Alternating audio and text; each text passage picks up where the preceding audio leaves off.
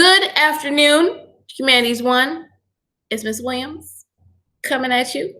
I hope you're doing well on this great Friday, the Friday before break. Who's excited? I am.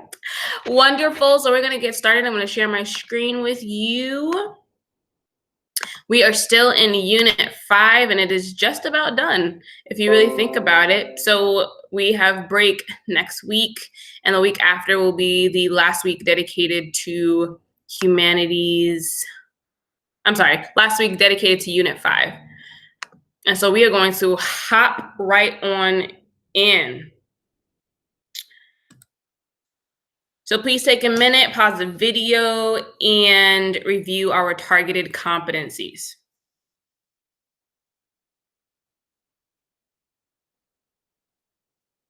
All right, awesome. You should have taken a moment to pause the video and look at our 3 competencies that you were being assessed or graded on. So learn from the past, express oneself boldly, and lead inquiry. We have already done mini QPA number 1, which is your annotated bibliography where you collected your sources. Mini QPA number 2 was out on this past Wednesday, the 15th, which was you categorizing and organizing the notes that you should have taken on Monday from your sources. And as soon as we come back from break, we're going to be tackling our capstone, which is just you finalizing your research paper or presentation. And these are what you're being graded on. Our objective today is for you all to be able to differentiate, meaning telling the difference between, and identify the purpose of an introduction and a conclusion of a research paper or a presentation. And we're doing this in order for you to begin writing your own. So at this point, you should already have your body paragraphs or slides done. And today we are focusing on our introduction and our conclusion. We're jumping right into it. So this is on the front page of your packet and the mini lesson. And it says an introductory paragraph is the opening of a conventional essay, composition, or report, but it can also be the opening of a presentation, like a PowerPoint, for instance. It is designed to grab people's attention and informs readers about the topic and why they should care about it, but also adds enough intrigue to get them to continue to read.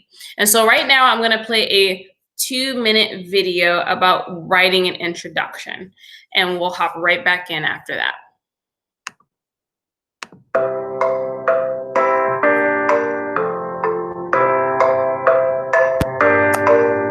Today, we are going to talk about writing an introduction and what's included.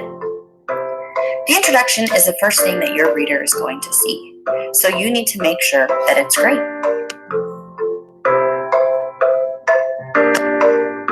There are 3 main parts of an introduction: the hook, the background information, and the thesis statement.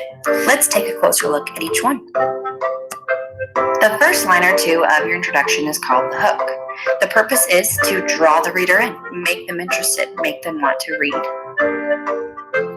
For a hook, you want to use quotations or questions or even facts or statistics. You don't want to say, this essay will be about.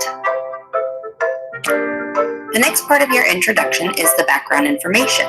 This gives your reader a little bit of information about your topic without telling them everything. You want to give them the main points and tell them why the topic is important. Give them an outline. You don't want to tell them everything, and you don't want to say, I'm going to talk about. The final part of your introduction is your thesis statement. This tells your reader your main topics or your position, depending on the type of paper.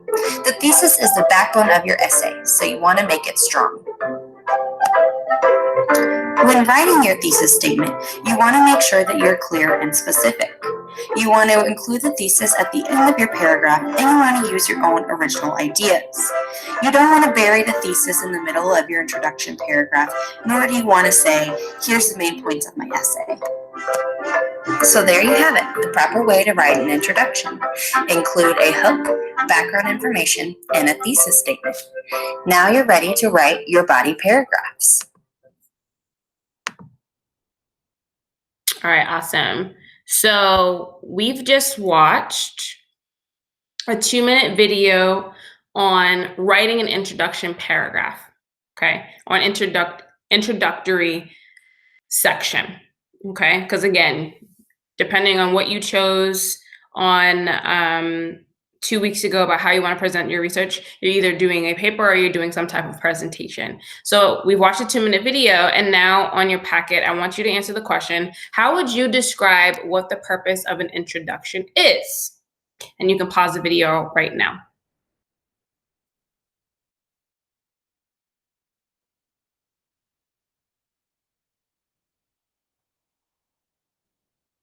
Awesome. So you should have taken a moment to reflect on the video that we watched and answer the question of how would you describe what the purpose of an introduction is, excuse me.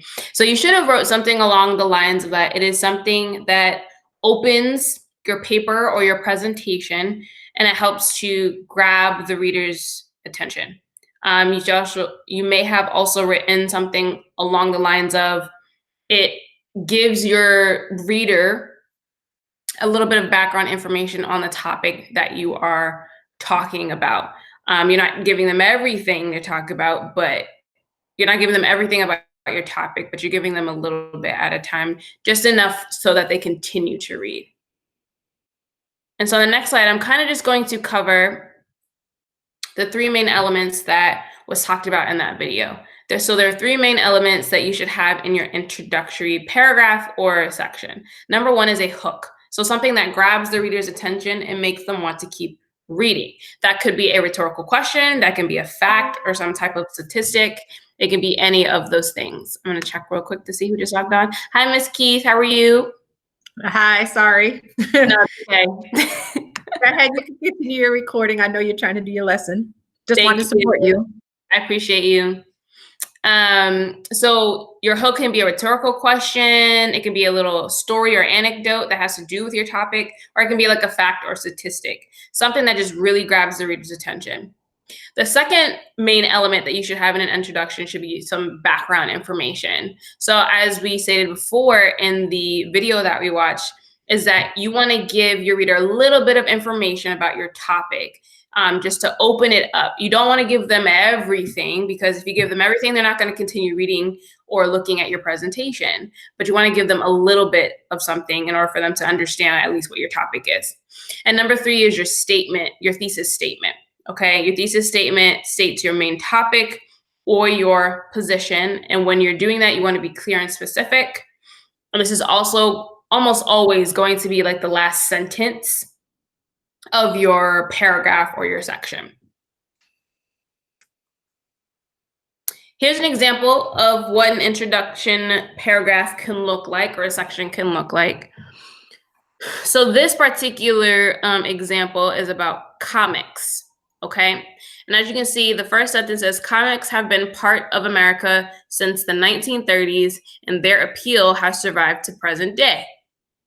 That's a beautiful hook or a sentence starter that really grabs the reader's attention. I know for me, it already gives me some information about what comics are, how long they've been around, and this person is setting up their paper for what they're going to be talking about. What you'll see in the next few lines is all the background information that this writer is giving us. They say that graphic novels are comics in a trade paperback format. It says, in recent years, much debate has been stirred regarding whether or not graphic novels have a place within a library's collection. It says, most comics and graphics are silly. However, comics are no longer simply men in tights. Many graphic novels deal with current issues and series. And so they continue to give me all this background information in order to give me some knowledge. And again, they don't tell me everything. They just give me a little bit, which is going to pique my interest to keep reading. And then the last sentence says, while the overall general public tends to feel that graphic novels are frivolous use of library budget, more and more librarians are finding that graphic novels are powerful tools in getting reluctant students to read. And that last sentence is their thesis statement. They're saying, this is how the general public feels about it. However, this is what's happening now in the libraries, and that's the claim that they are making. Just gonna look over to see who just hopped on. Hi, Bronson. Hey. Thanks for joining. I'm just recording a video right now for Humanities 1 students. All right, so going back to this example, again, we have our hook, the first sentence, we have our background information, and then we have our last sentence that is our thesis statement, which is your position or what exactly you're going to be talking about the entire time. And our next topic is a conclusion, right? So in a conclusion paragraph, this is where you conclude, you kind of end, you close everything up. And so you summarize what you've written about in your paper.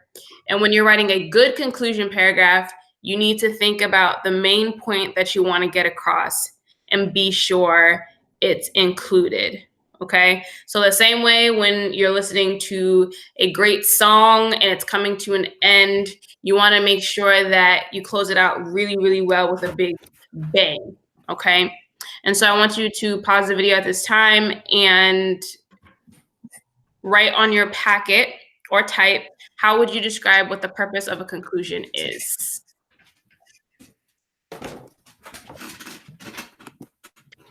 Bronson, if you can you put your mic on mute?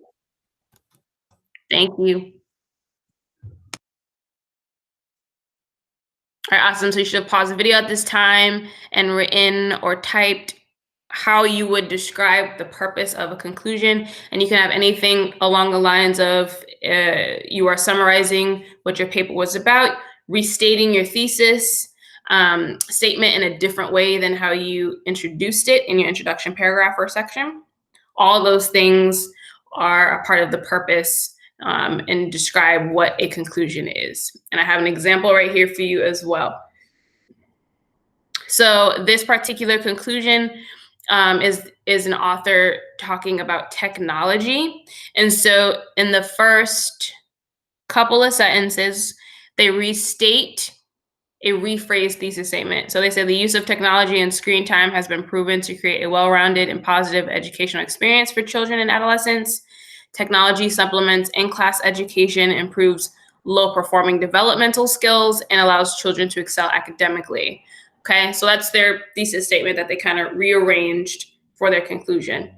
Then in the middle of this paragraph, they summarize all the main ideas that they talked about within the paper.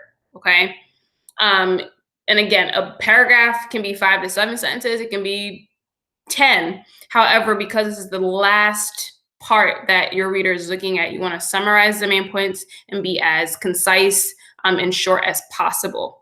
Okay. And then in the last sentence, you have the concluding sentence, kind of tying it all back together. And this writer says, as society embraces the inclusion of technology in everyday life, the field of education should not be an exception.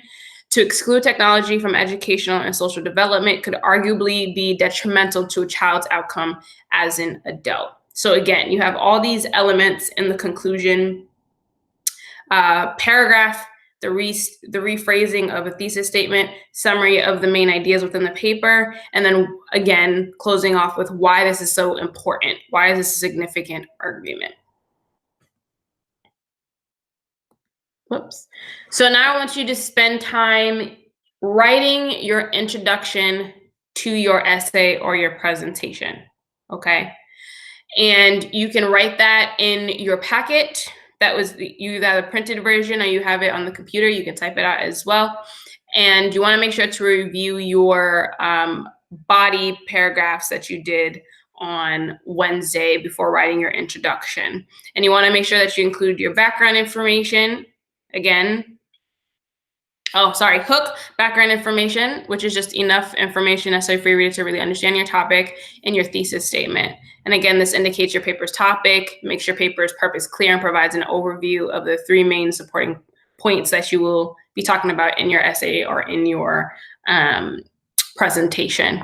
And then, of course, once you're done with the introduction, you can move on to your conclusion of your paper and your presentation. And the conclusion revisits your overall purpose for writing and restates the thesis, summarize the paper's major points, and you want to leave the reader with a final thought to think about. And again, here are some reminders. We do live instruction, me and Miss Keith, on Mondays, Wednesdays, and Fridays. Miss Keith is at 11:30 and I'm at 12:15. We have live sessions on Tuesdays and Thursdays, and I believe the times have changed for after break. Miss Keith, are you aware of what time those are? I think STEM is going to be at a certain time, and humanities. Yeah, I'm not positive of the times. I think it's like 10:30 and 11:30, but let me double check. I'll be right Okay, back. no problem. Thank you. Those times have changed, so Miss Keith is looking for that right now, so I'll definitely let you know as soon as possible. But I also have my email for you and my work number if you do need to get in contact with me, or if you have any questions. And you are also more than welcome to reach out to your teachers as well. Last reminders, today we have community meeting at 4 p.m. So please come, be in attendance. There are some prizes involved, so please come. It is also Friends and Families Day, so you are more than welcome to bring your friends and your family on also. Next week is April break, which is April 20th through April 24th, so there will be no school next week. And so the next time we see you will be on Monday, April 7th. So I hope you all have a wonderful, wonderful break. And awesome, Miss Keith got back to me. So we have 10:30 to 11:30 a.m. on Tuesday and Thursday. You will have your STEM teachers, which is math and science. And then humanities will be from 11:30 to 12:30 p.m. on Tuesdays and Thursdays. And I'm sure we'll be talking a little bit more about that. And those would be for live support sessions, not instructional sessions. But besides that, please reach out if you have any questions. And we look forward to seeing you at community meeting. And I'm going to stop recording.